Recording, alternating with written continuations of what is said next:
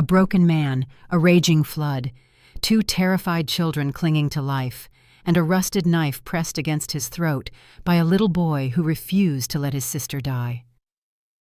Vance Calder hadn't touched his badge in 5 years. He had buried his heart alongside his family. But that night, the storm didn't just bring rain. It brought him a reason to live again. And the most dangerous man in Texas was about to remind the world exactly who he was. This channel is home to stories of the rugged, untamed West. This story reminds us that love is never a weakness. It is the only force powerful enough to bring a dead man back to life. If this story stirred something in your heart, hit subscribe so you never miss another story worth living for. Vance Calder only found peace when the sky broke open. When the Texas thunderstorms rolled over the hill country, turning the dry earth into thick, sucking mud and hammering the tin roof of his isolated cabin, the noise was finally loud enough to drown out the silence. It drowned out the memory of floorboards creaking under boots that no longer walked. It drowned out the ghosts. He sat on the porch, nursing a lukewarm cup of chicory coffee, letting the driving rain mist against the jagged scar that ran from his left cheekbone down to his jaw. At 42, Vance had spent 5 years outrunning his reflection. The storm tonight was a bad one, the kind that tore up deep-rooted oaks and turned dry gullies into churning death traps. Lightning fractured the sky, turning the night a stark, blinding white. Thunder rattled the coffee in his tin cup. And then, cutting through the roar of the downpour, came a sound that froze the blood in his veins. A scream, high, thin, and desperate. And Vance didn't think. Instinct, forged from 10 brutal years carrying a Texas Ranger's badge, took over. He dropped the cup, grabbed his slicker and the Winchester leaning against the doorframe, and vaulted off the porch. He rode his roan gelding hard through the blinding sheet of rain, tracking the sound toward Willow Creek. What was usually a bone-dry depression in the earth had transformed into a violent, churning river of brown water and debris. Lightning flashed again. Vance pulled hard on the reins, his horse rearing at the edge of the rising flood. Caught in the middle of the torrent, pinned against a massive boulder, was an uprooted cottonwood tree. And clinging to the slick-stripping bark of its highest branches were 2 small figures, a boy no more than 8, with one arm hooked desperately around a branch, and the other wrapped tightly around a bundle of rags. The bundle shifted, letting out another weak, terrified wail. A toddler. Vance swung out of the saddle. He didn't waste breath shouting over the storm. He shoved his rifle into the saddle scabbard, grabbed a coil of hemp rope, and waded into the water. The current hit him like a physical blow. It was ice-cold and vicious, dragging at his heavy leather boots, trying to pull him under into the dark. Vance gritted his teeth, wrapping the rope around his forearm, planting his boots deep into the shifting mud, and fighting his way forward, inch by agonizing inch. When he finally reached the tangle of dead branches, the water was waist-deep and rising fast. He grabbed a thick limb, hauling his chest out of the current. He looked up. The boy was staring down at him. Vance had seen a lot of things in his life. Hardened killers, broken men, the cold eyes of predators. But the look in this child's eyes made his chest tight. It was pure, feral terror mixed with a defiance that didn't belong on a face so young. Vance reached out a calloused hand to take the bundle. Shink! A flash of rusted steel caught the dim light. The boy lunged forward, the small, jagged blade of a pocket knife pointed directly at Vance's throat. The child's hand was shaking so hard the blade blurred, but his grip was iron. "I'm all she has!" the boy screamed, his voice cracking, raw and bleeding into the storm. "I won't let her get hurt!" Vance froze. The water raged around them. He looked at the rusted knife, then up into the boy's wild, hollow eyes. He didn't try to reason. He didn't offer empty promises. Words were cheap in the West. Very slowly, maintaining eye contact, Vance raised both of his empty hands. He deliberately pulled his coat back, showing he wasn't reaching for the heavy Colt strapped to his hip. "I am not the monster you are running from," Vance's steady gaze seemed to say. The boy's chest heaved. The knife wavered. The little girl in his arm whimpered, shivering violently. Vance didn't rush. He moved his hand, millimeter by millimeter, until his fingers wrapped gently over the boy's white-knuckled fist. He didn't pry the knife away. He just guided the trembling hand down. Then Vance reached out and scooped the toddler out of the boy's exhausted grip. The boy let out a choked sob, the last of his adrenaline fading. The knife slipped from his fingers, swallowed by the black water. Vance hooked his free arm around the boy's waist, pulling them both tight against his chest. "Hold on," Vance muttered, his voice a low rumble against the storm. He turned his back to the current and fought his way toward the shore. The fire roared in the cabin's stone hearth, casting dancing orange shadows across the log walls. Vance knelt on the braided rug, his own clothes still dripping onto the floorboards. The boy sat wrapped in a heavy wool blanket in the rocking chair, his eyes fixed blankly on the flames. He hadn't spoken a single word since the river. The little girl lay on a pallet of blankets near the hearth. She was dangerously quiet now. Her skin was pale and her breathing was shallow and fast. When Vance placed the back of his hand against her small forehead, the heat radiated off her like a furnace. The fever had set in deep. "She needs dry heat," Vance said quietly, not expecting an answer from the boy. He carefully peeled away the soaked, filthy rags wrapped around the toddler's feet to rub warmth back into her icy skin. As the muddy cloth fell away, the firelight caught the bottom of her right heel. Vance's hands stopped moving. The air in the cabin suddenly felt thick. He leaned in closer. It wasn't mud. It wasn't a natural scar. It was a burn mark. The flesh was raised, angry, and deliberately shaped, a perfect, unmistakable T. Vance's jaw clenched so hard his teeth ground together. He knew that mark. Every man in the territory knew it. It was the brand used on the livestock and the indentured workers of the Thorn Mining Company. He looked slowly from the toddler's branded heel up to the silent, traumatized boy in the chair.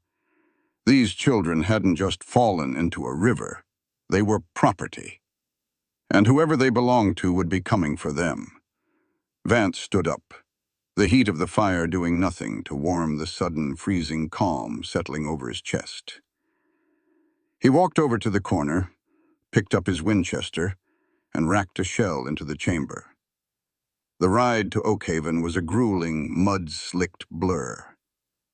Vance pushed the roan gelding as hard as he dared through the pitch-black deluge, the animal's hooves churning the flooded trail into a treacherous mire. Beneath Vance's heavy oilskin slicker, the little girl burned like a coal against his chest. Her shallow, ragged breaths were a terrifying counter-rhythm to the pounding rain. Behind him, the boy, Leo, clung to Vance's gun belt with a grip born of pure desperation, burying his face into the broad expanse of the former ranger's back.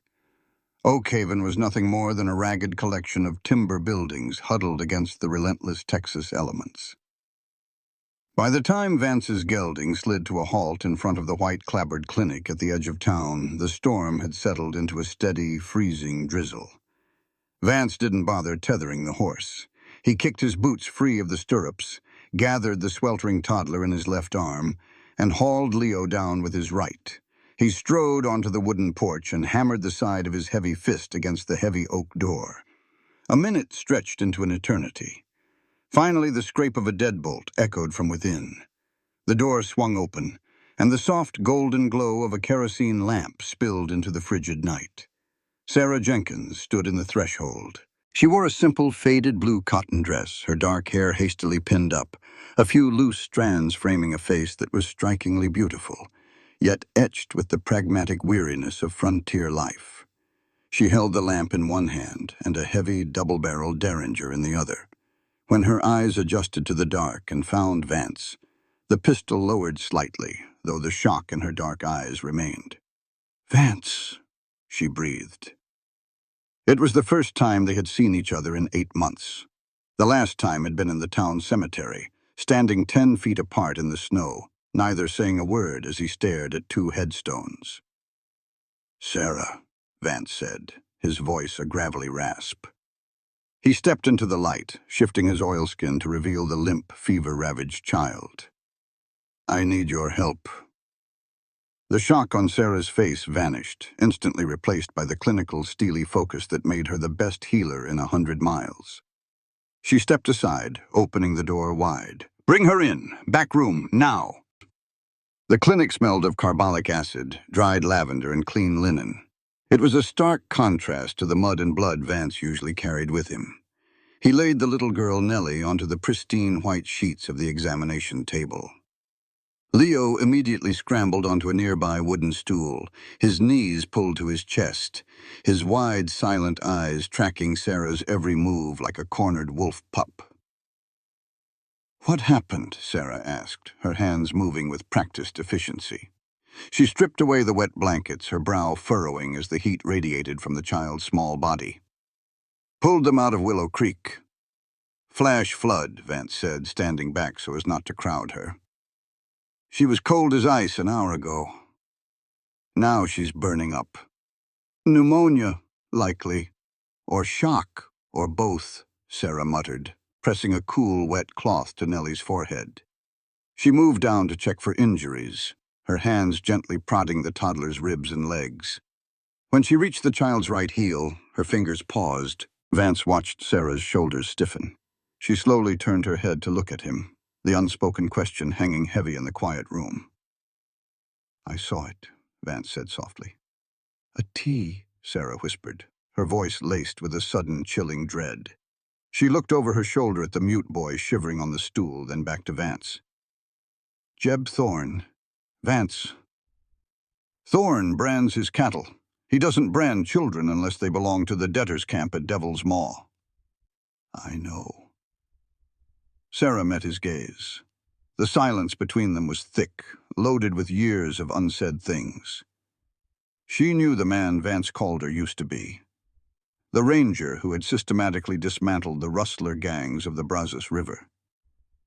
And she knew the hollowed-out shell of a man he had become after the fever took his wife Rachel and his daughter Emma. He had sworn off violence. He had sworn off the world. Yet here he was, dripping mud onto her floor, bringing the wrath of the most ruthless mining baron in Texas straight to her door.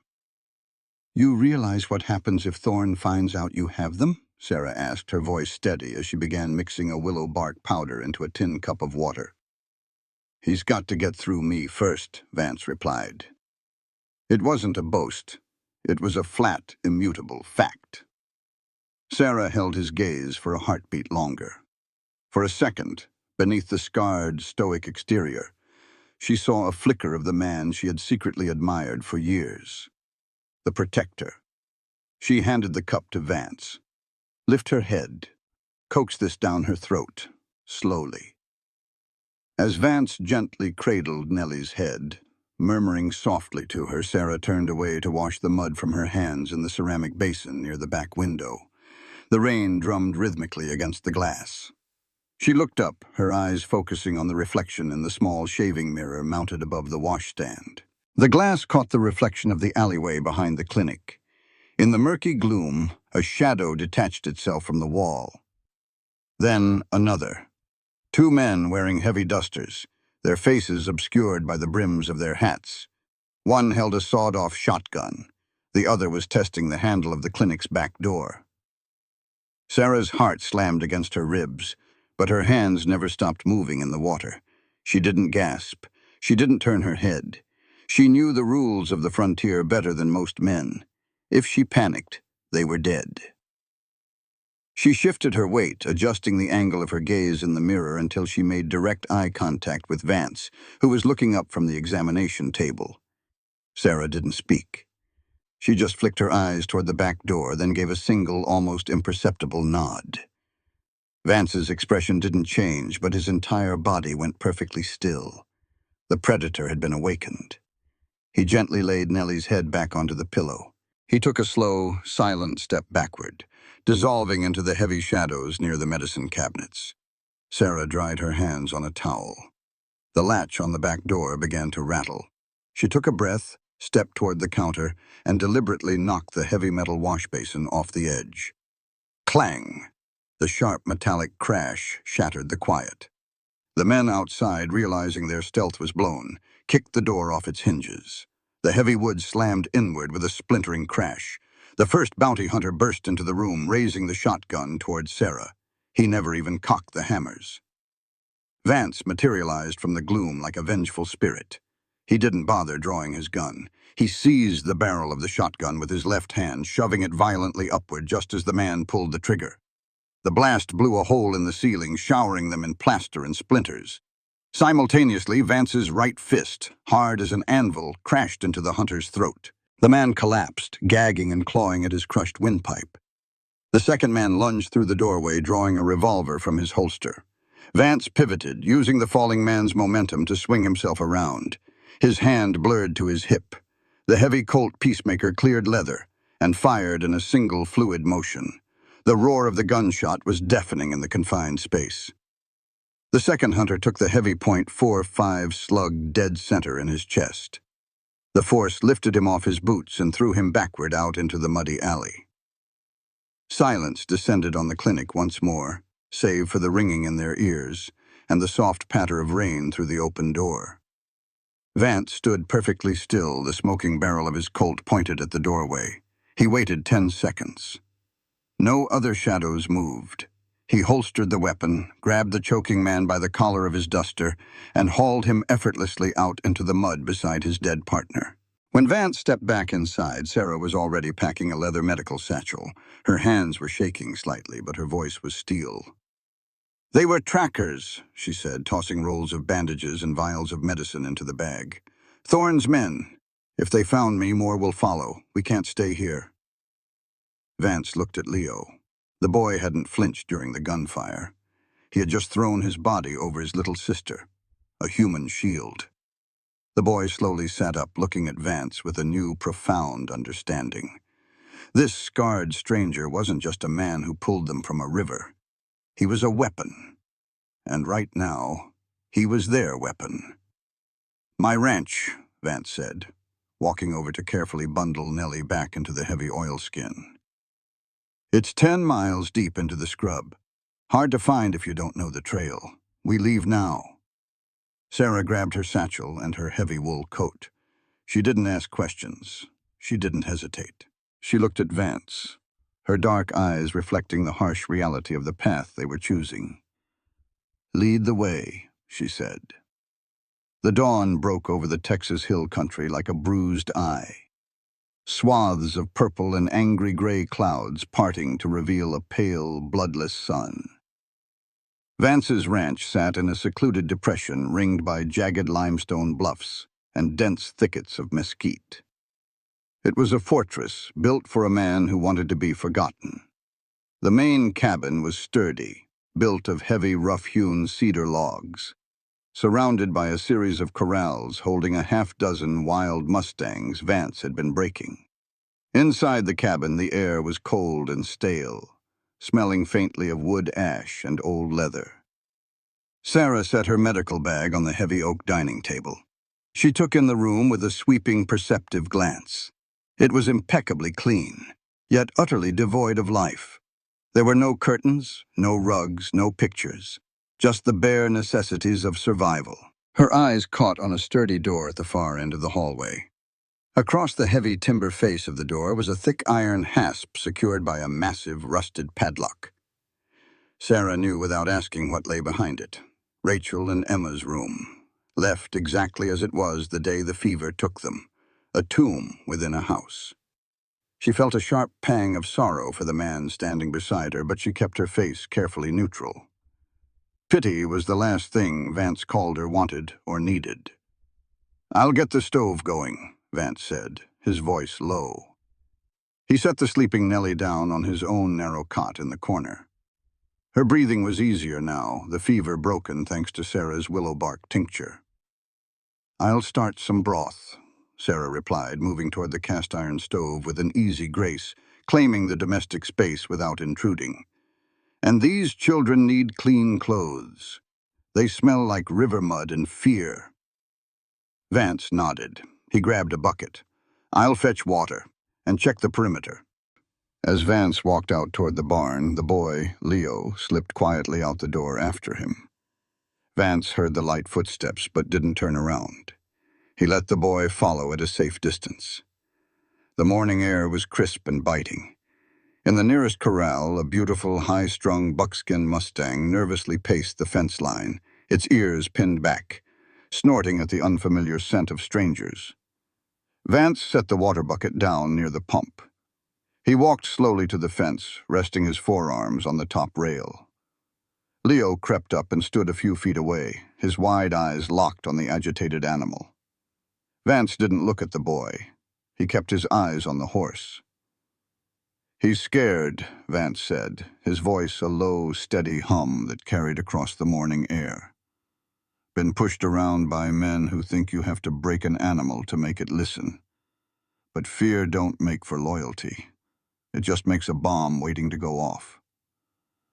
Leo watched the horse toss its head, its hooves kicking up damp earth. Vance reached into his coat pocket and pulled out a stiff bristle brush. He didn't hand it directly to the boy. Instead, he set it gently on the top rail of the fence between them. "You want a horse to trust you," Vance said, turning away to man the water pump. "You have to prove you ain't the thing that's going to hurt it. You stand your ground and you wait."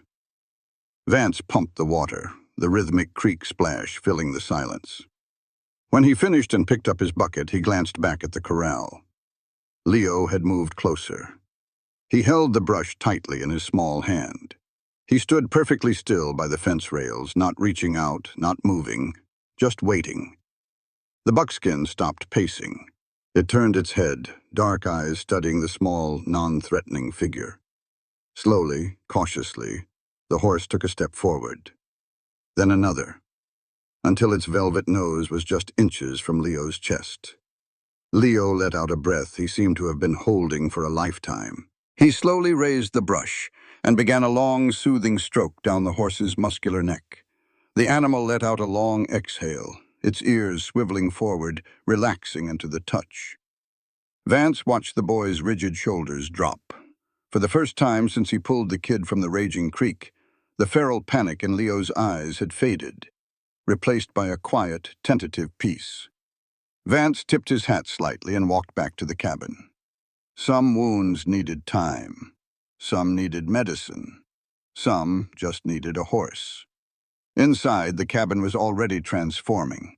The smell of boiling broth and coffee chased away the stale air. Sarah had stripped the filthy, sodden clothes from the sleeping Nellie and was now working on Leo's oversized, ragged coat, scrubbing the heavy wool in a tin tub of hot water. Vance poured himself a cup of coffee. He leaned against the counter, watching the rhythmic motion of Sarah's hands. She had rolled her sleeves past her elbows, a few stray locks of dark hair clinging to her damp forehead. She was beautiful. He had always known that. But watching her here in his home, caring for these battered children, a dangerous warmth began to thaw the ice around his chest. "He's good with the horses," Vance observed quietly. Sarah looked up, offering a tired but genuine smile. "He's a good boy. He's just carrying a weight no child should have to bear." She plunged the heavy coat back into the water, wringing it out. Suddenly her hand stopped. She frowned, her fingers probing the thick, waterlogged lining of the coat's back panel. "What is it?" Vance asked, setting his coffee down. "There's something stiff in here," Sarah murmured. "Sewn into the lining, it's not padding." Vance stepped closer. He pulled a folding bone-handled knife from his pocket and flicked the blade open. "Let me." Sarah lifted the heavy wool. Vance carefully slid the razor-sharp edge of the blade along the crude, uneven stitches at the hem. The wet wool parted. Sarah reached her fingers inside and pulled out a flat package wrapped tightly in a piece of oiled canvas, designed to keep the contents dry. She untied the leather cord binding it and folded back the canvas. Inside was a small, worn diary bound in cracked calfskin leather. Dark, rusted stains marred the edges of the pages. Blood. Sarah exchanged a dark look with Vance before she carefully opened the book. The handwriting inside was elegant, though the later entries were hurried, frantic scribbles. Tucked tightly between the center pages was a folded, heavy piece of parchment with an embossed gold seal at the bottom. Sarah carefully unfolded the parchment. Her eyes scanned the elegant script. She gasped, her hand flying to her mouth. "Vance?" she whispered, sliding the document across the table. Vance picked it up. It was a deed of claim, officially registered with the state of Texas. It granted ownership of the land and all mineral rights of a tract in the San Saba Valley, the exact location of the Devil's Maw silver mine. But the name on the deed wasn't Jebediah Thorne. Owner, Margaret Wade. Sole inheritors, Leo Wade and Eleanor Nellie Wade. Sarah was already reading the diary entries aloud, her voice trembling. October 4th. Jeb Thorne came to the house again while Harlan was drinking in town. He offered to buy the claim. When I refused, he said the earth swallows stubborn women. October 12th. He sabotaged the wagon. I know he did. Harlan is terrified. Thorne told him if he signs the debt papers, he'll let him live. I have to hide the deed. If I die, he'll enslave my children to steal the silver. The last entry ended mid-sentence, the page smeared with the dark, rusted stain. The silence in the cabin was absolute. The truth hung in the air, heavy and suffocating. Thorne hadn't just bought a gambling debt from a drunkard father.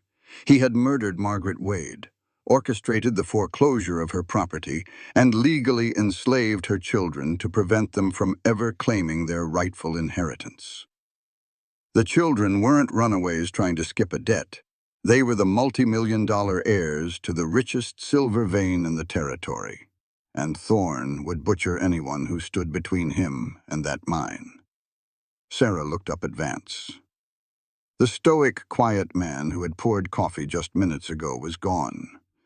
Vance stood perfectly still, the deed crinkling slightly in his scarred hand.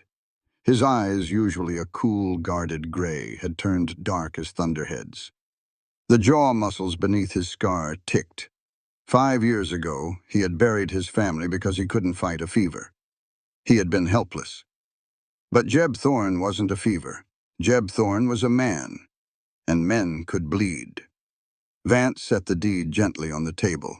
He turned without a word, walked to the heavy oak trunk at the foot of his bed, and threw open the lid. The sharp, metallic scent of gun oil drifted into the room. Sarah watched as Vance Calder, the legendary ranger of the Brazos, began pulling out boxes of heavy .45 caliber ammunition and laying them on the bedspread. He wasn't hiding anymore. He was going to war.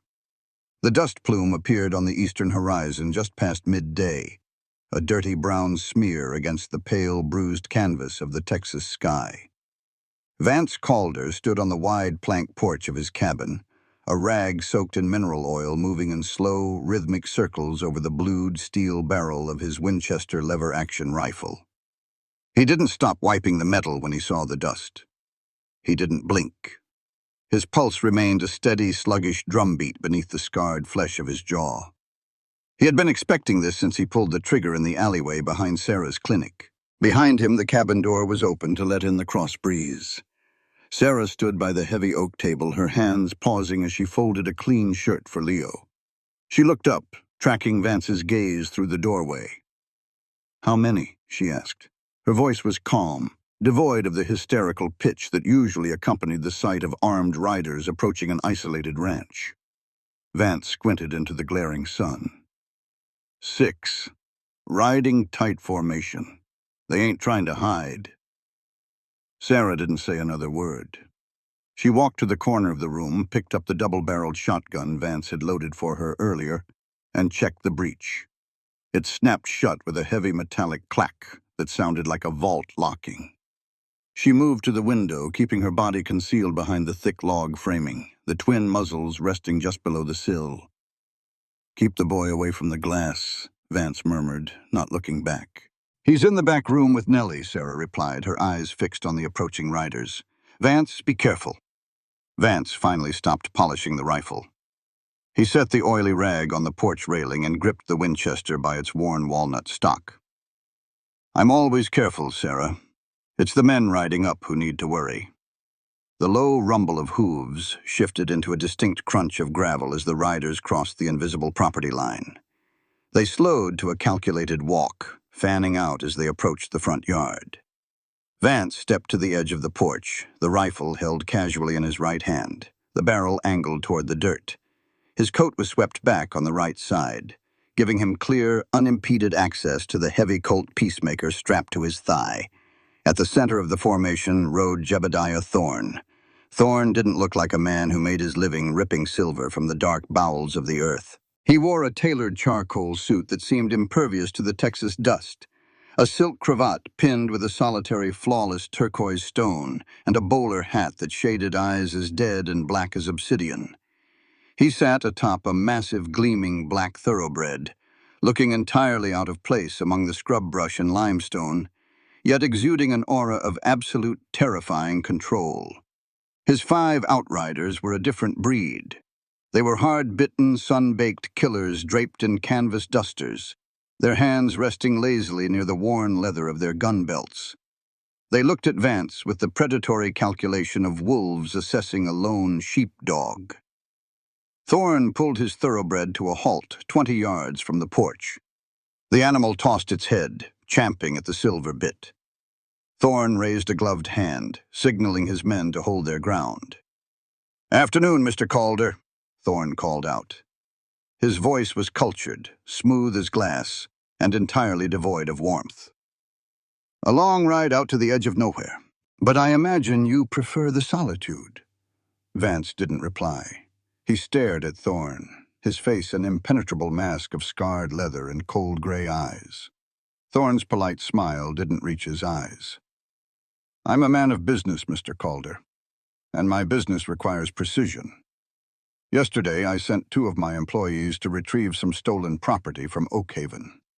They didn't return.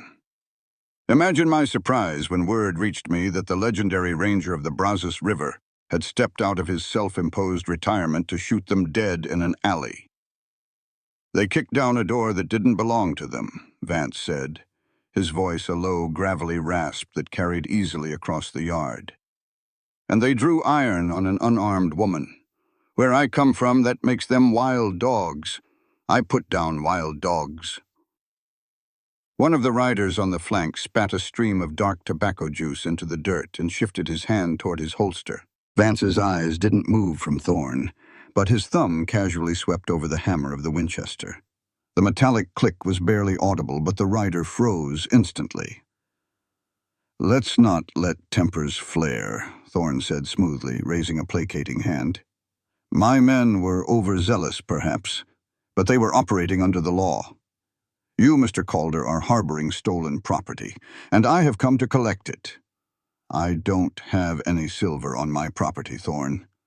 Don't play the fool. It doesn't suit a man of your reputation." Thorne's voice dropped a fraction of an octave, the veneer of politeness cracking. "I am talking about the children, Harlan Wade's children. They are bound to the Thorne Mining Company by a legally executed contract of debt." Thorne reached inside his tailored coat and produced a folded piece of heavy parchment. He held it up in the sunlight. "Signed in blood and ink by their father," Thorne declared. "They owe me $5,000. Since they cannot pay, they will work it off in the Devil's Maw. It is entirely legal, heavily documented, and backed by the territorial judge in San Antonio. You are standing between a man and his lawful assets." Inside the cabin, Vance felt Sarah's presence radiating heat behind the window. He knew she was thinking about the leather diary resting on the table. The diary that proved Thorne had murdered Margaret Wade to steal the silver claim, turning the children into slaves to hide his theft. Vance didn't mention the diary. To reveal it now would tip his hand before he was ready to strike. Instead, Vance took a slow, deliberate step down from the porch. The 5 outriders tensed, their horses sidestepping nervously. Vance walked into the blinding sunlight, stopping 10 feet from Thorne's black thoroughbred. "Let me see it," Vance demanded. Thorne's smile returned, triumphant and oily. He leaned down from the saddle, extending the parchment. "I assure you the signature is genuine. Harlan Wade is a pathetic drunk, but his handwriting is legible." Vance took the paper with his left hand. He didn't bother reading the dense legalese. He saw Harlan Wade's shaky signature at the bottom, right next to the embossed seal of a corrupt judge. Vance reached into his vest pocket and pulled out a long wooden match. He struck it against the brass buckle of his gun belt. The flame flared to life, pale and invisible in the harsh afternoon sun.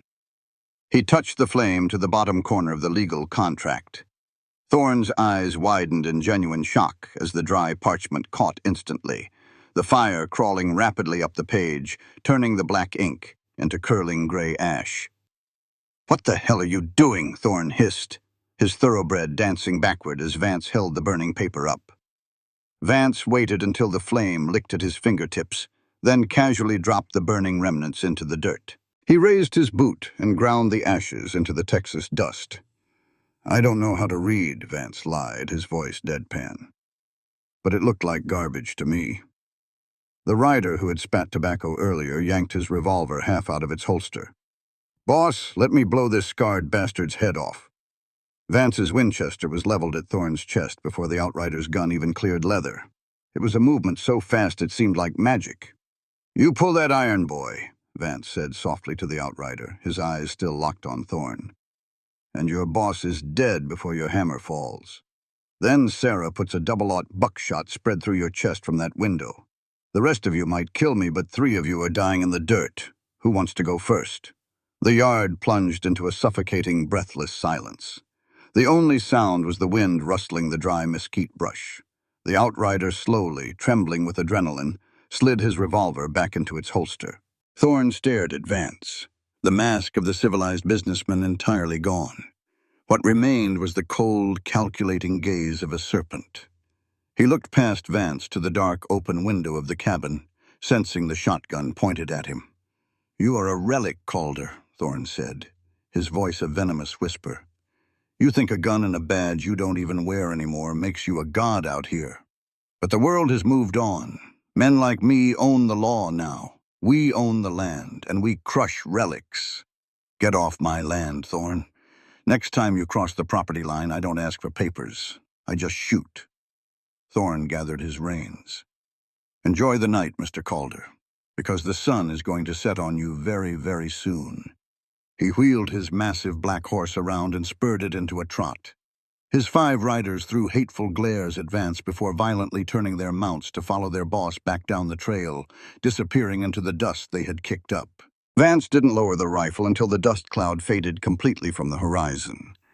When he turned back to the cabin, Sarah was standing in the doorway, the shotgun lowered but her knuckles still white from gripping the wood.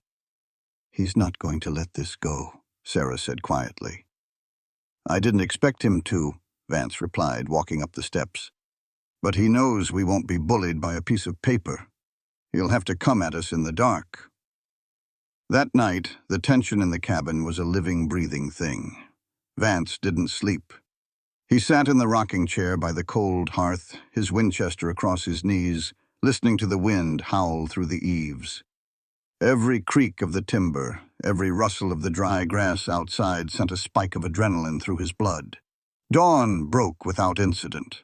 The pale light filtered through the cracks in the shutters, painting harsh lines across the floorboards. Vance stood up, his joints popping from the long, motionless vigil. He walked outside into the biting morning chill to check the perimeter and tend to the animals. Leo slipped out the door a moment later, his small boots crunching softly on the gravel. The boy headed straight for the corral, carrying the stiff bristle brush he had used the day before. He was looking for the buckskin Mustang. Vance was near the water pump when he heard the boy stop. It wasn't a scream. It was a sharp, inhaled gasp of pure horror. Vance dropped his bucket and ran. He reached the fence line and looked over the rails.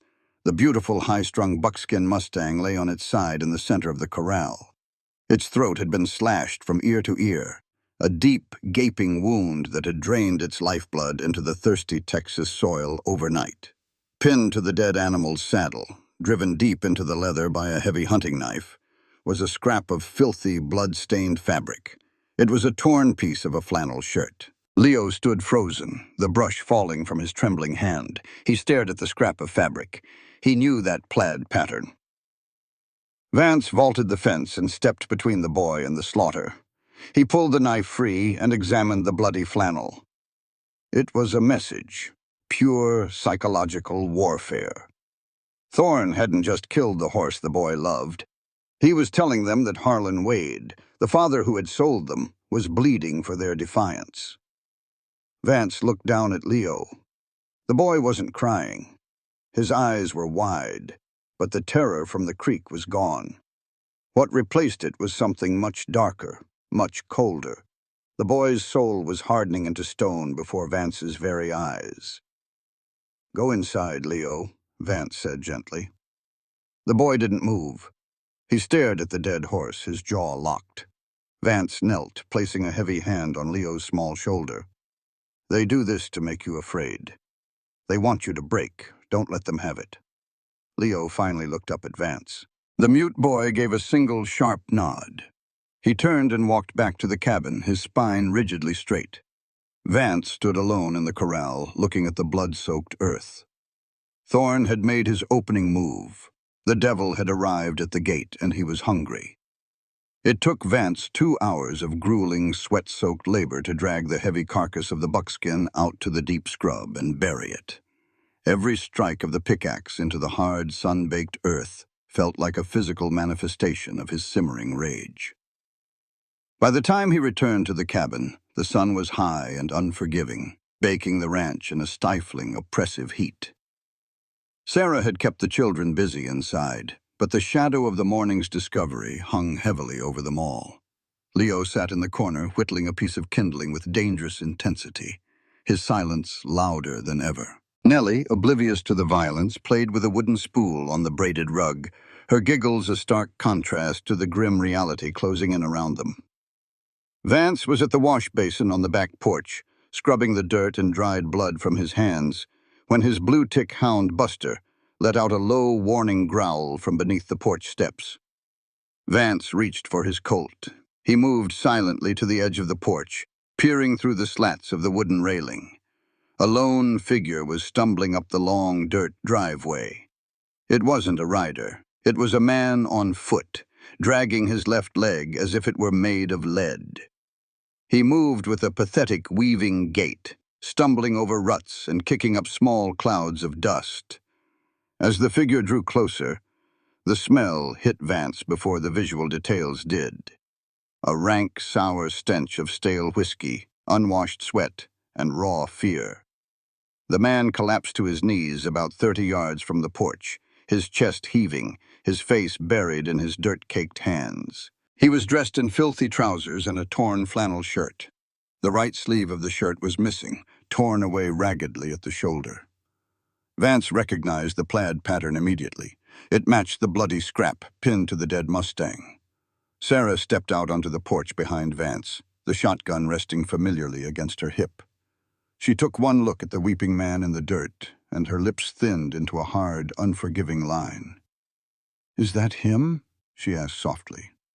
"Yeah," Vance replied. "That's Harlan Wade." Vance walked down the steps, his boots crunching heavily on the gravel. He didn't draw his gun. A man like Harlan didn't require a weapon. He was already destroyed. At the sound of footsteps, Harlan looked up. His face was a road map of busted capillaries and bruises. His left eye was swollen shut, purple and angry, and a dried crust of blood tracked from his nose down to his cracked lips. He looked like a man who had spent the last week living at the bottom of a whiskey bottle and the wrong end of a boot. "Calder?" Harlan wheezed, his voice a pathetic, reedy whine. "Vance Calder?" "You're trespassing, Harlan," Vance said, his voice devoid of any pity. He stopped 10 feet away, towering over the kneeling man. Harlan scrambled forward on his knees, his hands clasped together in a sickening display of supplication. "Please, please, God, you gotta listen to me. They let me go. Thorne let me go, but only if I bring him back." The front door of the cabin creaked open. Leo stood in the threshold, his small hands gripping the doorframe so tightly his knuckles were white. He stared at his father. There was no joy in his eyes, no relief, only a deep, agonizing terror. Harlan saw the boy and let out a choked, desperate sob. "Leo, son! It's your pa!" Harlan tried to stand, reaching out a trembling, filthy hand toward the porch. Vance took a swift step forward and planted his heavy boot squarely on Harlan's chest, shoving him violently backward into the dirt. Harlan sprawled on his back, coughing up a cloud of dust. "Don't you take another step toward that boy," Vance growled, his hand resting on the butt of his Colt. Harlan rolled onto his side, weeping openly now, the tears cutting clean tracks through the grime on his face. "You don't understand, Thorn. He's gonna kill me. He kept me in a box, Calder, a black box under the earth. He said if I don't bring the kids back, he'll put me back in the box and bury it." "So you came here to trade their lives for yours?" Sarah's voice cut through the hot air like a whip. She stood on the edge of the porch, her eyes blazing with absolute disgust.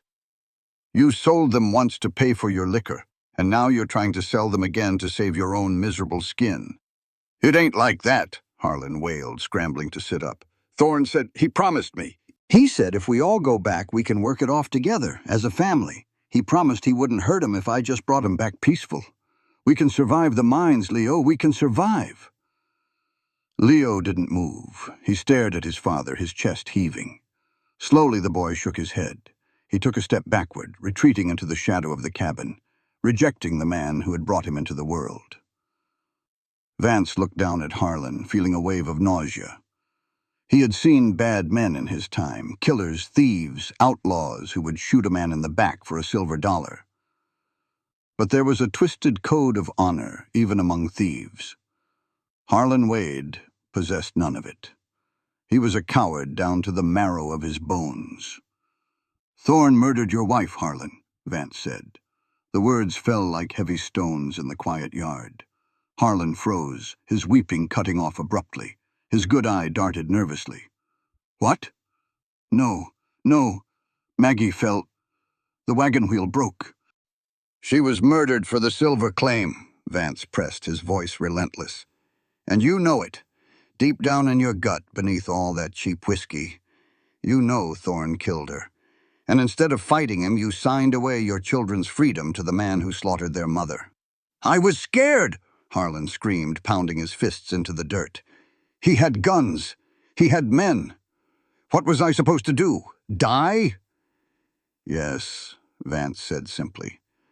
"A real man dies before he sells his own blood." Harlan stared at Vance, his mouth opening and closing like a suffocating fish. He looked past Vance to the porch. Sarah stood like an avenging angel, and behind her the door was shut. Leo had retreated inside. Harlan was utterly, completely alone. "Get up," Vance commanded. Harlan slowly, painfully dragged himself to his feet. "Turn around and walk back down that road," Vance said. "If I ever see your face on my property again, I won't bother pushing you down. I'll shoot you where you stand." "They'll kill me," Harlan whimpered, his shoulders slumping in absolute defeat. "Then die," Vance replied, turning his back on the man. He walked up the porch steps, past Sarah, and into the cabin. He didn't look back to watch Harlan Wade drag his broken body down the driveway, a pathetic, weeping stain on the landscape. Inside, Sarah leaned the shotgun against the wall. She looked at Vance, her eyes troubled. "He's pathetic, Vance, but Thorn won't spare him just because he failed. He'll kill him." "That's not my concern," Vance said, walking to the table to check his ammunition. "My concern is keeping the people inside these walls breathing." The afternoon bled into a long, suffocating evening.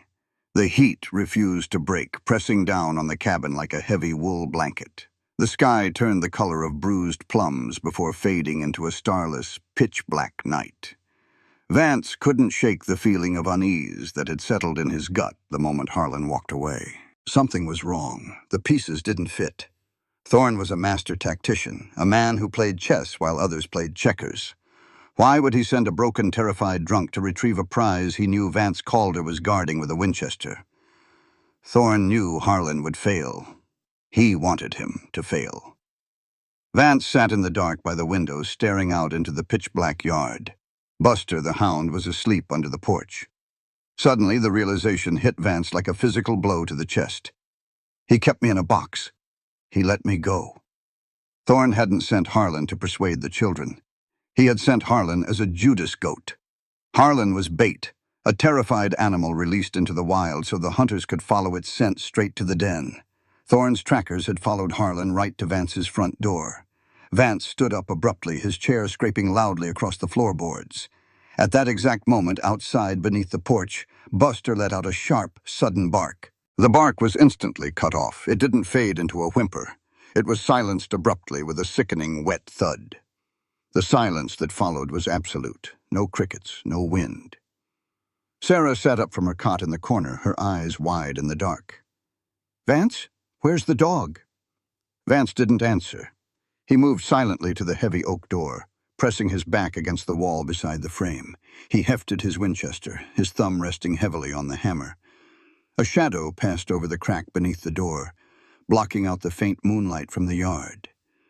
Then came a sound that made Vance's blood run cold. It was a soft, rhythmic glug, glug, glug, followed by the distinct, pungent smell of refined kerosene seeping through the gaps in the floorboards. They weren't here to shoot it out. Thorn's men were here to burn them alive. "Sarah," Vance whispered, his voice deadly calm in the dark. "Wake the kids. Grab the guns. We have to go. Now." Whoa. The heavy silence of the night shattered with the sharp, unmistakable scratch of a lucifer match striking stone.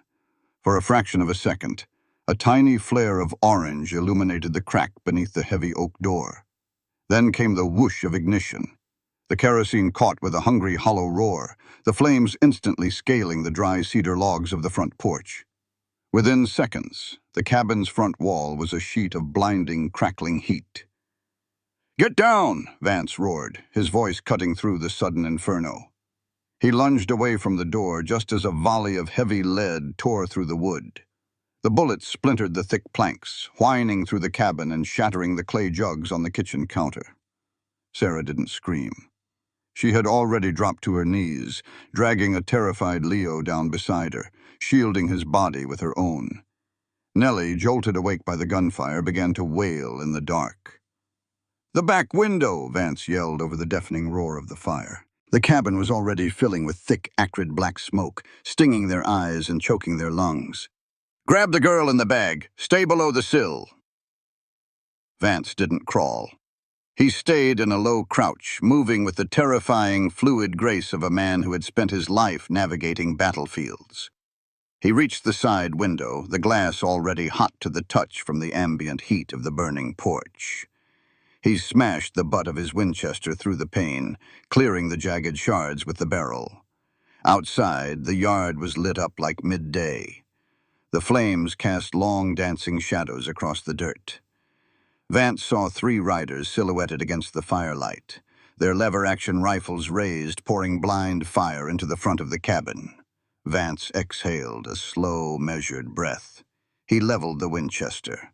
Crack, lever, crack, lever, crack. The Winchester spat fire into the night. It wasn't suppressive fire, it was surgical. The rider on the far left jerked violently backward, his rifle flying from his hands, as Vance's heavy .44-40 slug caught him high in the chest. He tumbled from the saddle dead before he hit the dust. The second rider's horse screamed and reared as a bullet shattered the man's knee, sending him crashing into the water trough.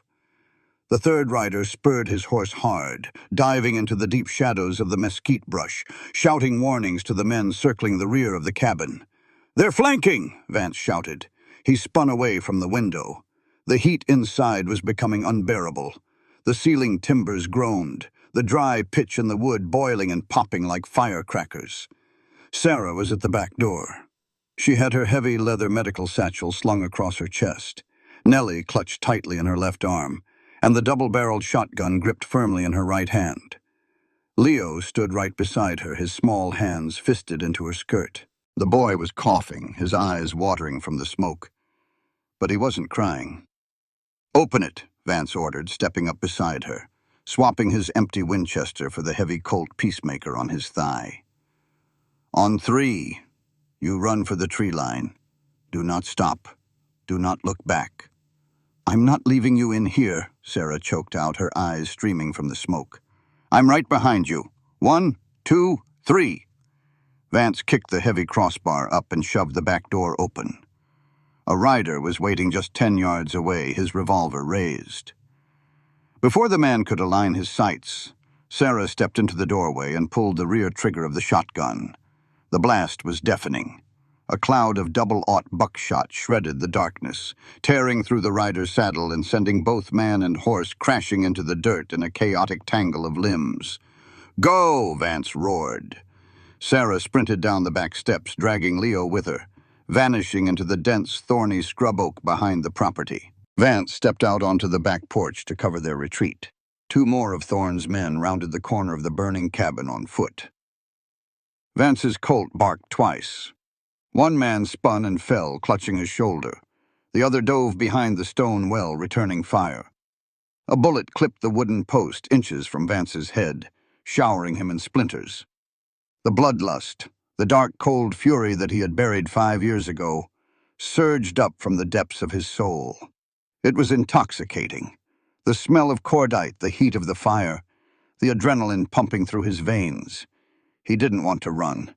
He wanted to step off the porch, walk down that gun thug, and put a bullet between his eyes. He wanted to make Thorne bleed. Vance took a step down the stairs, his thumb pulling back the hammer of the Colt, his eyes locked on the stone well. He was slipping into the void. A hand grabbed the back of his heavy duster. "Vance!" He spun around, his gun raised. Sarah was standing at the edge of the tree line, having rushed back. Her face was streaked with soot, and a fresh, bloody graze ran along her upper arm, where a stray piece of buckshot or splinter had caught her. "They're safe in the brush!" Sarah yelled over the roar of the inferno. She looked at his wild, dilated eyes and realized exactly what was happening to him. She grabbed his arm, her grip surprisingly strong. "You are not a killer anymore. You are their father now. We need you." The word father hit him like a physical blow. The red mist in his vision cleared. He looked at Sarah, really looked at her, the soot, the blood, the fierce, unyielding light in her eyes. She was right. If he stayed to fight a war of vengeance, he might win the battle, but he would lose the children in the dark. "The roof is going," Vance said, his voice dropping back to a raspy calm. He turned back to the cabin. The ceiling was a sea of rolling orange flame. "Vance, no!" Sarah screamed as he suddenly turned and bolted back inside the burning structure. The heat inside was apocalyptic. Vance threw his arm over his face, his duster smoking as he sprinted down the narrow hallway. He reached the heavy door with the rusted padlock, the tomb he had sealed 5 years ago. He didn't have the key. He didn't need it. Vance stepped back and drove the heel of his heavy riding boot into the door directly beside the hasp. The wood splintered. He kicked it again, channeling every ounce of his grief, his rage, and his newfound purpose into the strike. The heavy iron hasp tore free from the rotting timber, and the door slammed open. The room was untouched by the fire, but it was illuminated by the hellish glow from the hallway. There was the rocking chair where Rachel used to sit. There was Emma's small wooden bed. Vance didn't linger. He couldn't. He dropped to his knees at the foot of the bed and hauled out a heavy, iron-bound lockbox. It wasn't locked. It wasn't. He threw open the lid. Resting on a bed of oiled velvet was a pair of matched twin Colt .45 revolvers with polished ivory grips. Beside them lay a heavy leather gun belt, fully looped with ammunition. And resting atop the leather was a solid silver star, carved from a Mexican peso, set within a silver circle. The badge of a Texas Ranger. The ceiling above him gave a terrifying groan. A burning timber crashed down into the hallway, blocking his exit. Vance grabbed the gun belt and the badge, shoved them into his duster pockets, and grabbed the heavy wooden chair. He hurled it through the room's single-side window, shattering the glass in the wooden frame. He vaulted through the broken window, tumbling out into the dirt just as the main roof of the cabin finally caved in. A massive plume of sparks and embers shot hundreds of feet into the night sky, a terrifying beacon of destruction. Vance scrambled to his feet, coughing violently, his lungs burning. He ran toward the tree line, ducking low to avoid the chaotic blind fire still coming from Thorne's remaining men at the front of the property. He found Sarah and the children huddled in a deep, dry arroyo a quarter mile into the brush. Leo was holding Nellie, rocking her gently, whispering shushing sounds that only she could hear. Sarah looked up as Vance slid down the dirt embankment. Her eyes swept over him, checking for bullet holes or severe burns. When she saw he was whole, her shoulders slumped in a profound, exhausting relief. Vance knelt beside her. The fire from the ranch illuminated their faces in flickering orange light. He looked at the blazing inferno that used to be his sanctuary, his prison, his home. 5 years of memories, both beautiful and agonizing, were turning to ash. But as he looked at Sarah, and then at the 2 children clinging to each other in the dirt, he realized he didn't care. The cabin was just wood. The ghosts were gone. Vance reached into the deep pocket of his duster. He pulled out the heavy leather gun belt and strapped it around his waist, the twin ivory-handled Colt sitting heavy and familiar against his thighs. Then he pulled out the tarnished silver star. He rubbed his thumb over the emblem, wiping away 5 years of dust. Without a word, he pinned the badge to the left breast of his duster. Sarah watched the transformation. The broken, grieving rancher had died in that fire. The ranger had returned. "They burned my house," Vance said softly, his gray eyes reflecting the distant flames. "Now, we burn his." "Where do we go?" Sarah asked, her hand instinctively finding his in the dark. His grip was warm, rough, and anchoring. Vance looked down at the leather diary sticking out of Sarah's satchel. "Thorne thinks we'll run for the state line, or to the federal marshal in San Antonio. He'll have men on every road, every train station." Vance stood up, helping Sarah to her feet. He looked north into the jagged, unforgiving darkness of the hill country. "So we don't run," Vance said. "We go right down his throat. We're going to the Devil's Maw." The trek through the hill country was a brutal, punishing ordeal. They moved like ghosts under the meager light of a sliver moon, avoiding the main trails, cutting instead through dry creek beds and dense thickets of mesquite and prickly pear. Vance led the way, a silent, imposing shadow, his eyes constantly scanning the ridge lines. Sarah followed closely, carrying the heavy medical satchel. Leo walked between them. The 8-year-old boy refused to be carried, his short legs pumping relentlessly to keep up with Vance's long strides. He had strapped his little sister to his back using a makeshift sling Sarah had fashioned from a torn blanket. Nellie slept fitfully, exhausted by the terror and the lingering remnants of her fever. By the time the false dawn painted the eastern horizon a sickly, bruised gray, they were miles from the smoldering ruins of the ranch. Vance called a halt in the deep shadow of a limestone overhang. The air was frigid, the desert rapidly losing whatever heat it had hoarded during the day. "Rest," Vance murmured, unfastening his canteen and handing it to Leo. The boy drank greedily, then carefully tilted the spout to wet Nellie's lips. Vance turned to Sarah. She was leaning against the cool rock wall, her eyes closed, her breathing heavy. The adrenaline of the firefight had worn off, leaving behind the aching reality of her grazed arm. The sleeve of her dress was stiff with dried blood. Without a word, Vance stepped close to her. He set his Winchester against the rock, reached into her open satchel, and pulled out a clean roll of cotton bandage and a small bottle of iodine. Sarah opened her eyes as she felt his hands gently grasp her arm. His touch was a startling contrast to the lethal violence she had witnessed him unleash hours ago. His calloused fingers were incredibly steady, almost tender, as he used his pocket knife to slice away the bloodied fabric of her sleeve. "It's just a graze," Sarah whispered, though she hissed slightly as the cold air hit the raw flesh. "A graze can fester out here," Vance replied softly. He uncorked the iodine. "This is going to bite." Sarah gritted her teeth. Vance poured the amber liquid over the shallow groove in her bicep. She flinched, a sharp intake of breath hissing through her teeth, but she didn't pull away. Vance worked quickly, wrapping the white cotton firmly around her arm, securing it with a deft knot. When he finished, he didn't immediately step back. They were inches apart in the pre-dawn gloom. Sarah looked up into his face. The jagged scar on his cheek looked starker in the dim light, a map of old pain.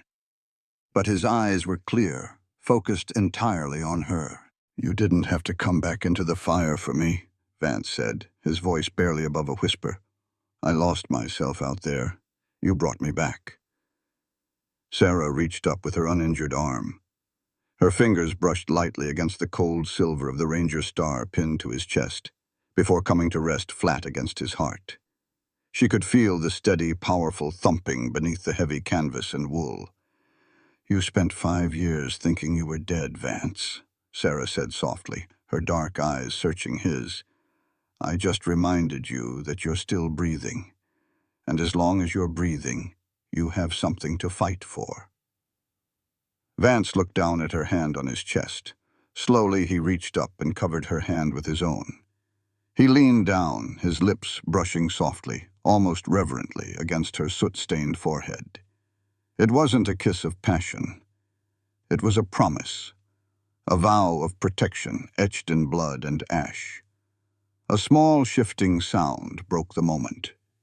They turned to see Leo watching them. The boy's eyes flicked from Vance's hand over Sarah's, up to Vance's face.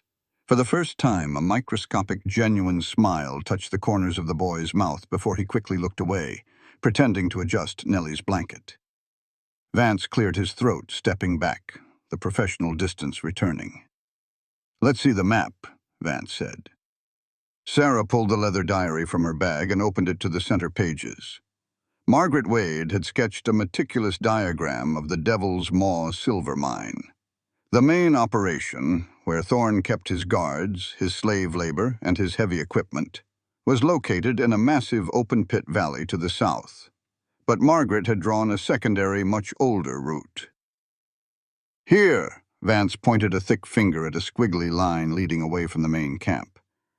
"The Spanish drilled these exploratory shafts 50 years ago, long before Thorne bought the land. They abandoned them when they hit subterranean water. Thorne uses the main tunnels, but this old ventilation shaft connects to the lower levels. It's a mile north of the main camp," Sarah observed, tracing the line. "It drops straight down into the mountain." "It's our way in," Vance said. "Thorne's men will be scouring the roads, the towns, the stagecoach lines. They won't be looking for us underneath their own boots. We get into the lower tunnels, we find a defensible choke point. And we wait." "Wait for what?" Sarah asked. "For Thorne to realize we aren't running." Vance's eyes darkened. "When his men come back empty-handed, he'll know we went to ground. And when I'm ready, I'll make sure he knows exactly where we are." They set out again as the sun crested the hills, bathing the landscape in a harsh, blinding gold. By mid-morning, they reached the perimeter of the Devil's Maw.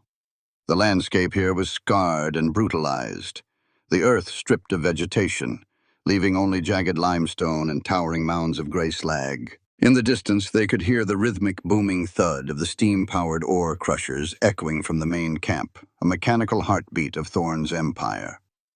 Vance led them through a narrow, winding canyon, keeping to the deep shadows. After an hour of agonizing, slow progress over loose scree, they found it.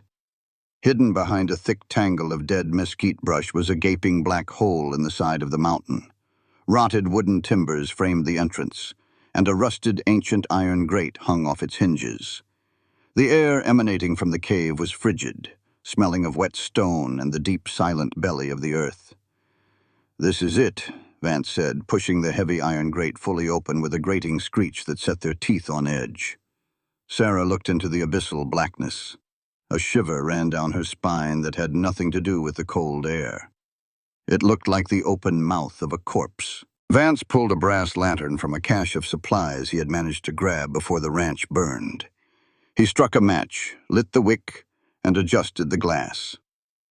A pool of warm yellow light pushed back the immediate darkness, revealing a steep, downward-sloping tunnel shored up by decaying wooden beams. "Stay close," Vance instructed, drawing one of his ivory-handled Colts and holding the lantern high in his left hand. "Step exactly where I step. The floor could be hollow." They descended. The transition from the blazing Texas sun to the suffocating darkness of the mine was jarring. The air grew heavy, pressing against their eardrums. The only sounds were the crunch of their boots on loose shale and the terrifyingly loud drip of water echoing from unseen depths. Leo gripped Sarah's skirt tightly, his knuckles white. Nellie, sensing the oppressive atmosphere, buried her face in her brother's neck, whimpering softly. They walked downward for what felt like hours, navigating twisting offshoots and dead ends, relying entirely on the fragile map in the diary. The deeper they went, the colder it became. Finally, the narrow tunnel opened up into a massive, cavernous chamber. The lantern light barely reached the vaulted ceiling above them.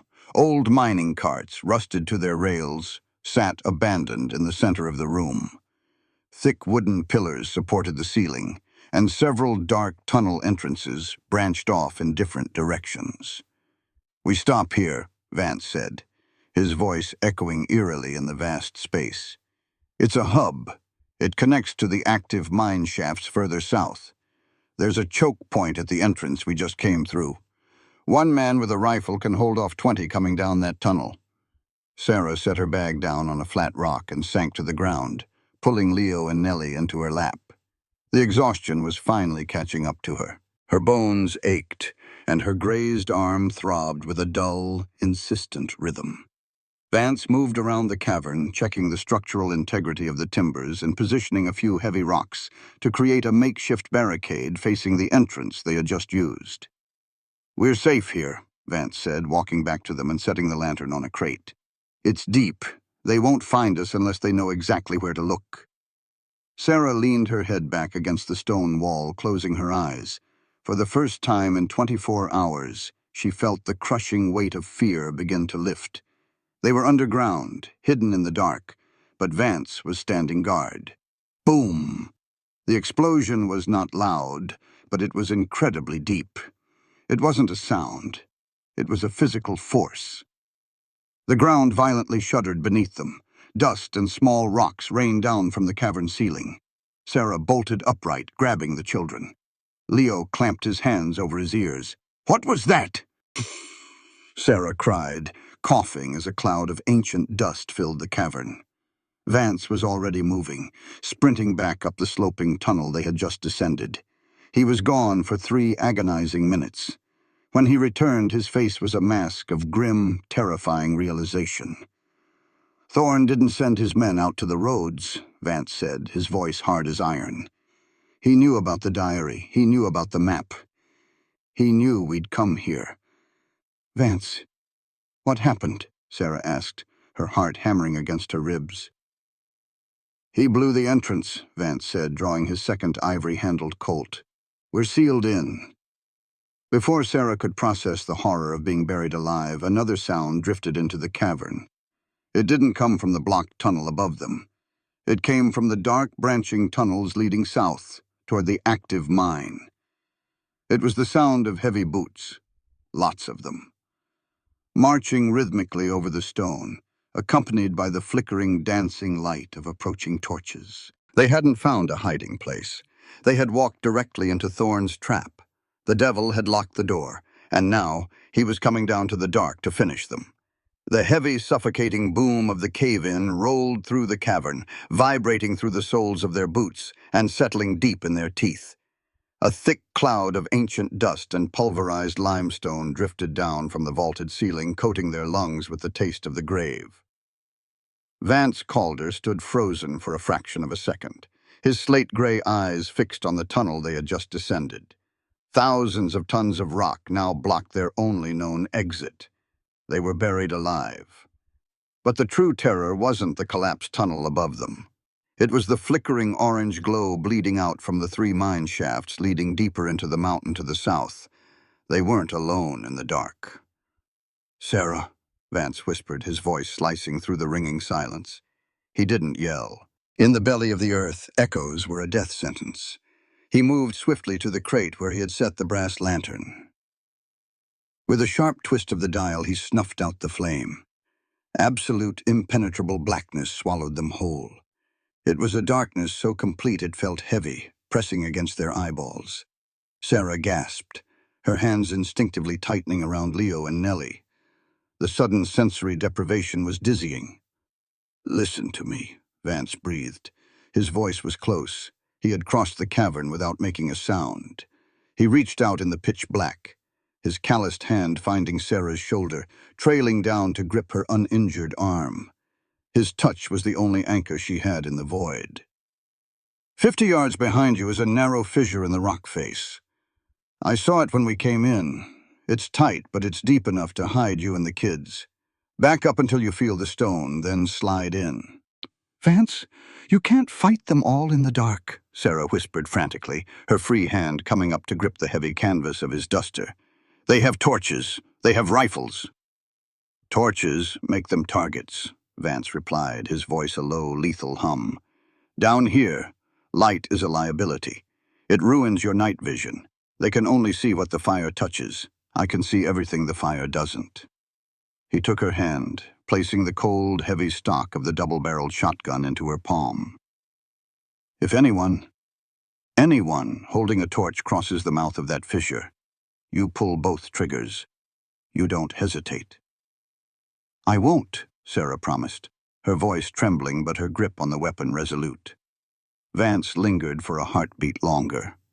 In the absolute dark, sight was useless, but the other senses heightened. He could smell the lavender soap fading on her skin, mingled with the metallic tang of dried blood and dust. He leaned in, his stubble brushing her cheek. "Keep them quiet," he murmured. And then he was gone. There was no sound of footsteps, no rustle of fabric. He simply ceased to be there, melting into the subterranean labyrinth like a phantom. Sarah swallowed her rising panic.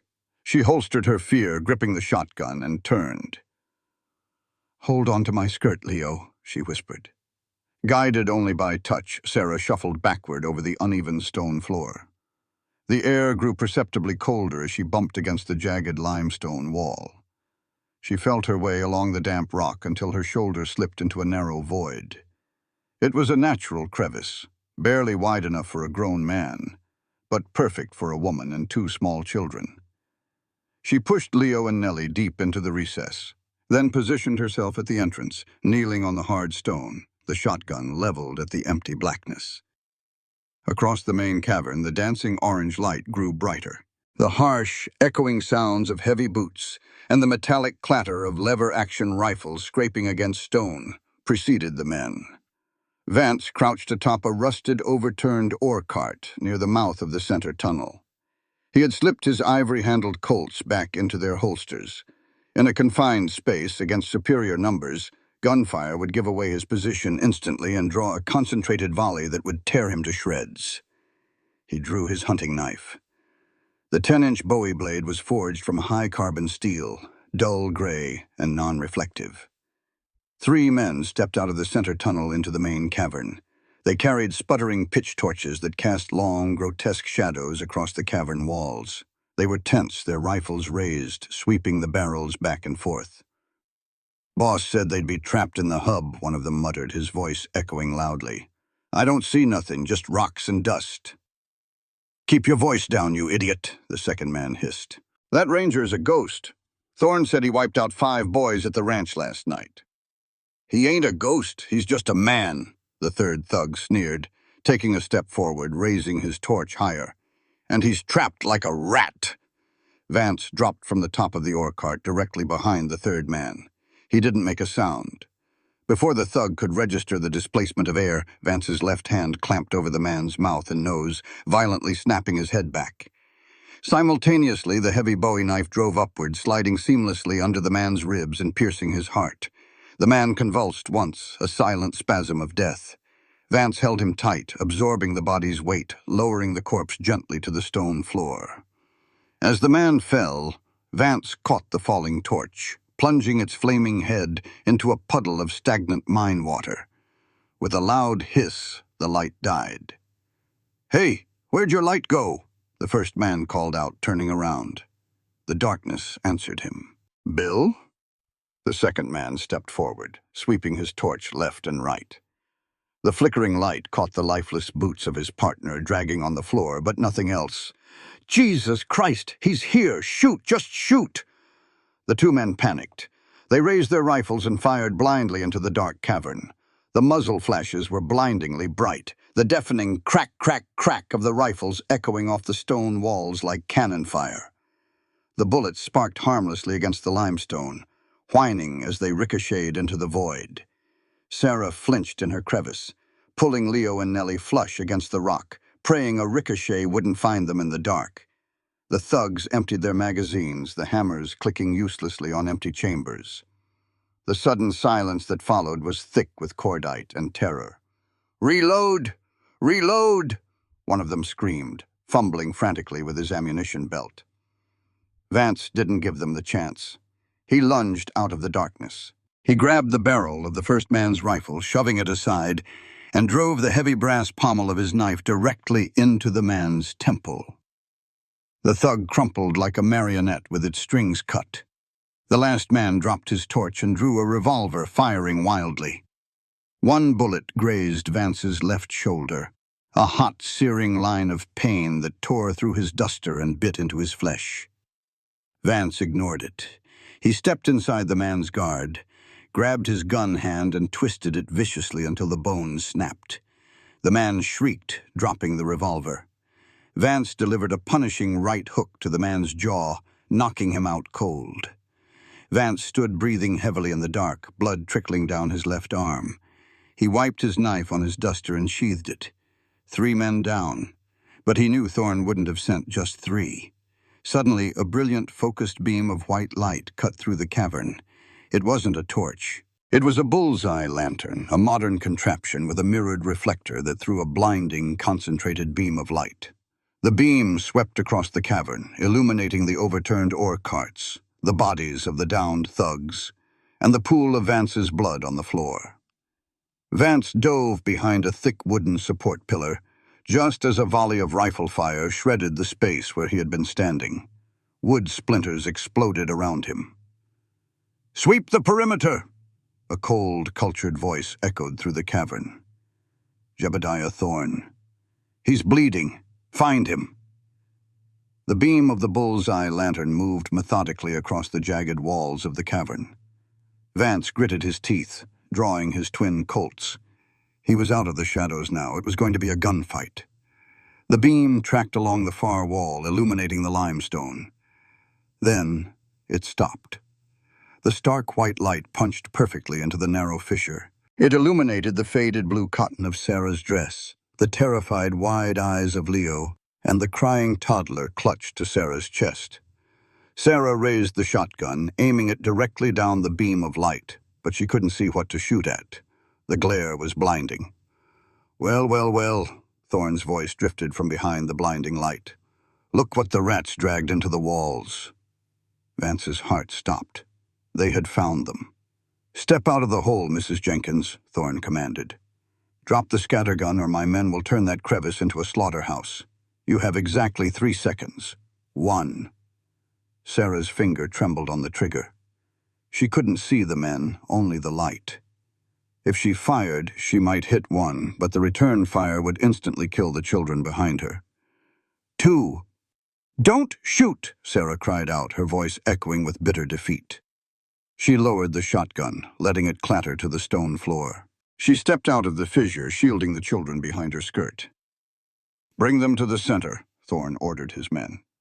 2 armed guards rushed forward, grabbing Sarah roughly by her injured arm. She gasped in pain but didn't struggle, keeping her body positioned between the guards and the kids. They dragged her into the center of the cavern. Leo followed, his jaw set in a rigid line of defiance, holding Nellie tightly. Thorne stepped into the ambient light of several newly lit torches. He looked immaculate, his suit pristine, completely untouched by the dirt of his own mine. He held the bullseye lantern in one hand and a silver-plated Webley revolver in the other. But it was what Thorne was dragging with his left hand that made the blood freeze in Sarah's veins. By the collar of his ruined, blood-soaked flannel shirt, Thorne hauled a battered, barely conscious man into the light. Harlan Wade. The father looked like a broken doll, His face was unrecognizable, his breath coming in wet, rattling wheezes. Thorn threw him to the stone floor like a sack of garbage. Harlan groaned, clutching his ribs, spitting blood onto the limestone. Leo stared at his father. The boy's eyes were wide, but he didn't run to him. He stayed glued to Sarah's side. "I told you, Harlan." Thorn smiled, a cruel, razor-thin expression. "I told you I'd find them. You were very useful bait, but your usefulness has expired." "Let them go, Thorn," a voice boomed from the darkness. Every gun in the cavern swung toward the heavy wooden pillar. Vance Calder stepped out from behind the timber. He stood tall, his heavy canvas duster pushed back behind the grips of his twin ivory-handled Colts. The silver Ranger star on his chest gleamed in the torchlight. Blood dripped steadily from his left sleeve, pooling silently at his boots. But his hands were rock steady. Thorn chuckled, a dry, hollow sound. The legendary Ranger. Still trying to play the hero, even when you've already lost. "Put the guns down, Calder. I have 6 men aiming at the woman and the brats. You might kill me, but they die before I hit the floor." Vance looked at Sarah. Her eyes pleaded with him, not for her own life, but for the children's. He looked at Leo, standing brave and silent in the face of monsters. Slowly, deliberately, Vance uncocked his revolvers. He let them slide back into their leather holsters. He raised his hands, stepping fully into the light. "That's better," Thorn sneered. "Check him for knives, then bring him to his knees." 2 guards rushed Vance. One kicked him hard in the back of his wounded knee. Vance grimaced, dropping to the hard stone. But he kept his spine straight, his eyes locked on Thorn. They stripped his Bowie knife from its sheath and tossed it away. "You've lost, Calder," Thorn said, stepping closer. His silver revolver pointed at Vance's head. "The mine is mine. The silver is mine. The silver is... And these children are going to disappear into the deepest, darkest shaft I have. An unfortunate cave-in. Tragic." "You won't get away with it," Sarah spat, her voice ringing with defiance. "The diary is out there. People will know what you did." "Let them know," Thorn laughed dismissively. "Who will enforce it? A dead ranger? A dead widow? I own the judges. I own the law." Thorn turned away from Vance, his eyes settling on the small, defiant figure of Leo Wade. The boy was glaring at him with a hatred so pure it seemed to burn the air between them. "You," Thorn said softly, pointing the Webley revolver at the 8-year-old boy. "You're the real problem. As long as you draw a breath, my claim is contested. Margaret's stubborn little heir." Thorn cocked the hammer of the silver revolver. The mechanical click echoed like a guillotine dropping. "Time to end the bloodline." The click of Thorn's revolver hammer hung in the cavern's stale air, freezing time. Vance's muscles bunched, calculating the distance. 10 feet, 2 armed guards holding his shoulders down. 6 more rifles trained on Sarah and the kids. Even if he lunged, Thorn's trigger finger would twitch before Vance could cross half the distance. He had walked into death willingly to protect them, but now he was forced to watch his worst nightmare repeat itself. "No!" Sarah screamed, lunging forward. But a guard struck her across the face with the heavy wooden stock of his rifle. She crumpled to the stone, her ears ringing, vision swimming with stars. Leo didn't flinch. The boy stood his ground, shielding his crying baby sister behind his small body. He stared down the barrel of Thorn's silver revolver with the stoic, hardened eyes of a man who had accepted his fate. He was 8 years old, and he was ready to die to keep his promise. Thorn smiled. "Goodbye, little lord." "Jeb!" The voice was a wet, ragged gargle. On the floor, forgotten and dismissed as garbage, Harlan Wade moved. The coward who had spent his life running to the bottom of a bottle, the man who had sold his own flesh and blood to save his skin, finally found the bottom of his fear. As Thorn's finger tightened on the trigger, Harlan surged upward with a primal, agonizing scream. He didn't go for Thorn's gun. He didn't try to attack the guards. Harlan threw his broken, bleeding body directly between Thorn's revolver and his son. The Webley roared. The heavy bullet tore through Harlan's chest. The impact lifted the frail man off his feet, spinning him violently before he crashed heavily onto the limestone floor, directly at Leo's boots. Thorne cursed, stumbling back as blood spattered across his tailored trousers. "You stupid, pathetic drunk!" Chaos erupted. The guards, momentarily stunned by Harlan's sudden movement, shifted their focus. It was all the opening Vance needed. Vance exploded upward from his knees. He didn't go for his holstered guns. His arms were still pinned by the guards beside him. Instead, he threw his head backward, smashing his skull into the face of the guard on his right. The man's nose shattered with a sickening crunch. Vance spun, driving his elbow into the throat of the left guard, crushing his windpipe. "Kill him!" Thorne shrieked, backpedaling wildly and raising his revolver again. A guard lunged at Vance, swinging a heavy pickaxe handle. Vance ducked, but the blow glanced off his injured shoulder, sending a blinding wave of agony through his body. Vance stumbled, his boots slipping on the slick, blood-coated stone. He crashed hard onto his side. As he fell, the leather strap of his right holster snapped. The heavy ivory-handled Colt Peacemaker spilled out, skittering across the cavern floor, spinning out of his reach. Vance scrambled to reach his left-hand gun, but a heavy boot slammed down on his wrist, pinning it to the stone. He looked up. A massive thug stood over him, leveling a lever-action rifle at his chest. 20 feet away, Thorne was aiming his silver Webley directly at Vance's head. "End of the line, Ranger," Thorne panted, his eyes wide with manic fury. 10 yards away, Leo dropped to his knees beside his father. Harlan Wade was dying. The bullet had pierced his lung. Blood bubbled at his lips, running down his chin. He reached up a trembling, blood-soaked hand, his fingers weakly grasping the fabric of Leo's oversized coat. "Leo," Harlan choked out, his eyes wide, terrified, and filled with an agonizing sorrow. I'm sorry. I'm so sorry, son. Forgive." Harlan's eyes lost their focus. His hand slipped from Leo's coat, falling limply against the cold stone. The father who had failed them in life had finally protected them in death. Leo stared at Harlan's lifeless face. The world seemed to slow to a crawl. The deafening shouts of the guards, the booming echoes of the cavern, the smell of gunpowder and blood. It all faded into a sharp, hyper-focused tunnel of vision. Leo looked up from his dead father. He saw Vance pinned to the floor, about to be executed by Thorne. He saw the Silver Ranger star gleaming in the torchlight, and he saw Vance's ivory-handled Colt, resting on the smooth limestone exactly halfway between him and the Ranger. Leo didn't hesitate.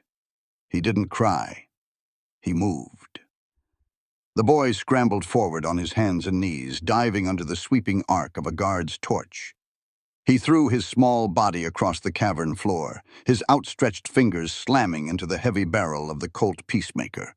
With all the strength in his frail 8-year-old arms, Leo shoved the heavy revolver across the polished, water-slicked limestone.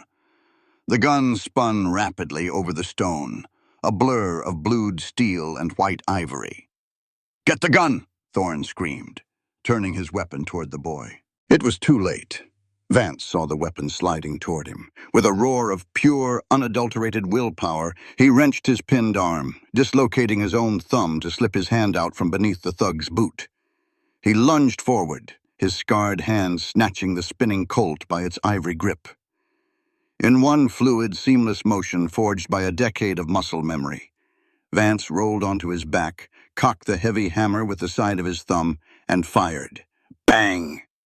The thug standing over him took the .45 slug through the chin, his head snapping back as he collapsed in a heap. Vance didn't stop moving. He continued his roll, coming up onto one knee. He fanned the hammer, firing 3 times in rapid succession. Bang, bang, bang. 3 of Thorne's guards dropped instantly, their bodies hitting the floor in a synchronized, terrifying testament to the Ranger's lethal precision. The remaining 2 guards panicked. They threw their rifles to the ground, turned, and bolted into the dark tunnels, fleeing for their lives. Suddenly, it was just Vance and Thorne. Thorne raised his silver Webley, his hands shaking wildly, his tailored suit ruined with dust and Harlan's blood. He aimed directly at Vance's chest. Vance remained on one knee. He slowly lowered his smoking Colt, aiming it dead center at Thorne. The cavern was utterly silent, save for the ragged breathing of the two men. "You can't win, Calder," Thorne rasped, a desperate, hysterical edge to his voice. "I have money. I have armies. You kill me, they'll hunt you to the ends of the earth." Vance stared at the man who had murdered a mother, enslaved her children, and burned his home to the ground. The cold, dead eyes of the mining baron flickered with the realization that all his money and power meant absolutely nothing in the dark belly of the earth against a man with nothing left to lose. "I've been dead for 5 years, Thorne," Vance said, his voice a low, terrifying rumble that echoed off the cavern walls. "Send them!" Thorne pulled the trigger. Vance fired a microsecond faster. Vance's heavy .45 slug tore through the firing mechanism of Thorne's silver Webley, shattering the gun in Thorne's hand and driving the metal shrapnel deep into the Baron's chest. Thorne's shot went wide, ricocheting harmlessly off the cavern ceiling. Thorne stood frozen for a second, staring at the ruined, bloody stump of his hand and the massive, blooming red stain on his tailored charcoal vest. His lips moved, but no sound came out. Slowly, his knees buckled. He collapsed forward, his face smashing into the limestone floor. He didn't move again. The silence that rushed back into the cavern was absolute and deafening. Vance remained on his knee, the Colt still raised, smoke curling lazily from the barrel. He waited 10 seconds. Nothing moved in the shadows. The threat was neutralized. Slowly, the adrenaline that had kept him moving began to recede, leaving behind a crushing, agonizing wave of pain. The gunshot wound in his shoulder burned like liquid fire. His head throbbed from the blows he had taken. He looked at his shaking hands, at the blood dripping from his duster onto the stone. He had done it. They were safe. Vance let the heavy Colt slip from his fingers. It clattered to the floor. He pitched forward, catching himself on his hands and knees, his breath coming in shallow, ragged gasps. The edges of his vision began to darken, a black tunnel closing in on him. He was bleeding out. "Vance!" Sarah was there. She slid to her knees beside him, her hands frantic, pressing a wadded cloth tight against the bullet wound in his shoulder. Her face was bruised and streaked with soot and tears, but she was alive. "Hold on," Sarah sobbed, her hands slick with his blood. "Just hold on, Vance, please, don't leave us." Vance tried to speak, but his throat was dry. He slumped sideways, his cheek resting against the cold limestone. He felt a profound, overwhelming peace wash over him. He had paid his debt. He had kept his promise. If this was the end, it was a good death. Then he felt small, trembling hands grab the lapels of his heavy duster. Vance forced his heavy eyelids open. Leo was kneeling beside him. The boy's face was inches from his own. The silence that had locked the child away from the world, the trauma that had stolen his voice, finally shattered under the weight of his love for the scarred stranger who had saved them. Tears streamed freely down Leo's filthy, soot-stained cheeks. He gripped Vance's coat with white-knuckled desperation, shaking him. "Don't die," Leo sobbed, his voice cracking, hoarse and beautiful in the echoing cavern. "Please, don't die, Pa." The word hit Vance like a jolt of lightning, striking straight to his heart. Pa. 5 years ago, he had listened to the silence of an empty house, praying for a voice he would never hear again. Now, in the darkest place on earth, a son was calling out to him. Vance Calder refused to die. He fought back against the encroaching darkness. He forced his lungs to expand, drawing in the cold, dusty air. Slowly, agonizingly, he lifted his uninjured right arm.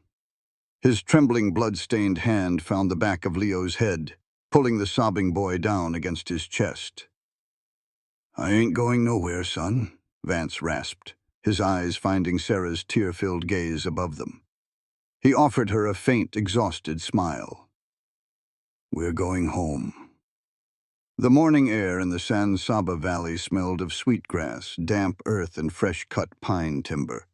It was a clean smell, entirely devoid of cordite, smoke, or fear.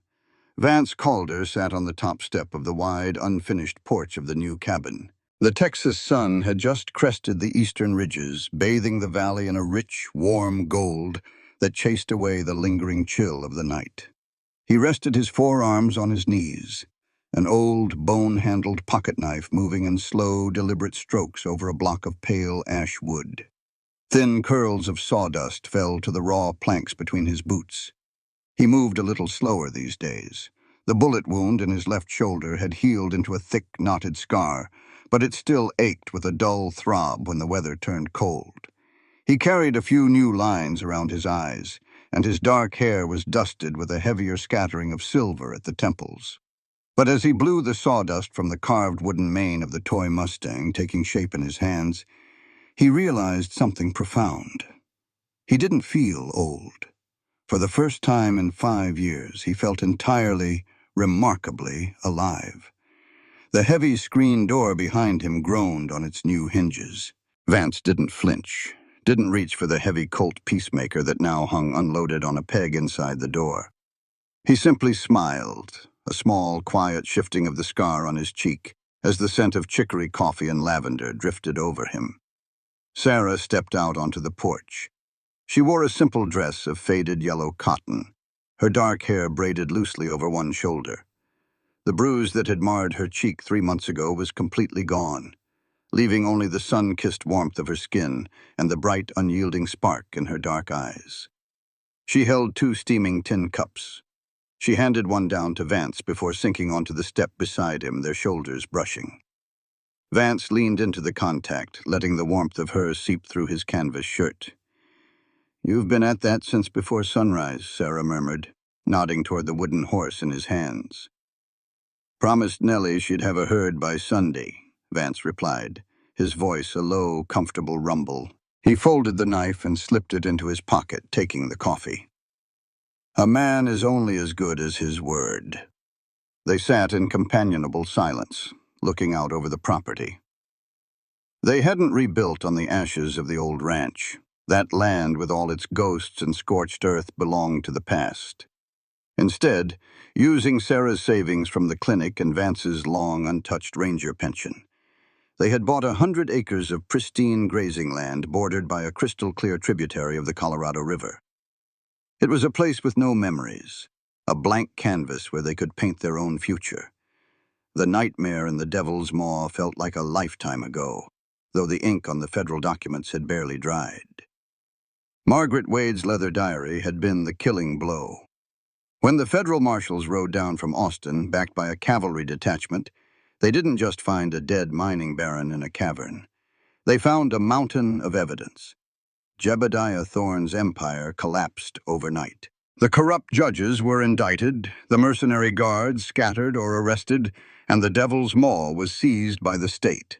The silver claim, legally and irrevocably, had been transferred into a blind federal trust for Leo and Eleanor Wade. They were the wealthiest children in the territory. But Vance and Sarah hadn't wanted the silver, and they certainly didn't want the children raised in the shadow of a mining town. The wealth was locked away in an Austin bank until Leo turned 21. Until then, they would be raised on dirt, sunshine, and hard work. They would be raised as a family. They had buried Harlan Wade on a quiet hill overlooking the old town. He wasn't a hero, and Vance would never pretend he was a good man. But in his final, desperate second of life, Harlan had found the courage that had always eluded him. He had bought Leo's life with his own. Vance had carved the wooden marker himself, and Leo had placed a single wild bluebonnet on the turned earth. It was a complicated grief, but it was closed. "The marshal sent a rider through town yesterday," Sarah said softly, wrapping both hands around her warm cup. "The final foreclosure on Thorne's estate went through. It's officially over, Vance. Nobody is looking for them. Nobody is coming." Vance took a slow sip of the bitter coffee. He looked out toward the horizon, where the sky was vast, blue, and endless. "I know." A sudden burst of bright, bell-like laughter drifted up from the valley floor. Vance and Sarah both turned their heads, their eyes instinctively tracking the sound to the sturdy split-rail corral Vance had finished building just 2 days prior. Inside the fence, a gentle dappled gray mare was walking in a slow, patient circle. Sitting high in the saddle, wearing an oversized straw hat that kept sliding down over her eyes, was 2-year-old Nellie. She was giggling uncontrollably, her tiny hands gripping the saddle horn. Walking beside the mare, holding the reins with a steady, confident grip, was Leo. The 8-year-old boy had grown an inch in 3 months. The oversized, ragged coat was gone, replaced by a properly fitting canvas jacket and sturdy leather boots. But the biggest change wasn't physical. "Keep your heels down, Nell," Leo called out, his voice clear, bright, and ringing with authority. "Don't squeeze her ribs unless you want her to trot. Just let her feel your balance." He was talking.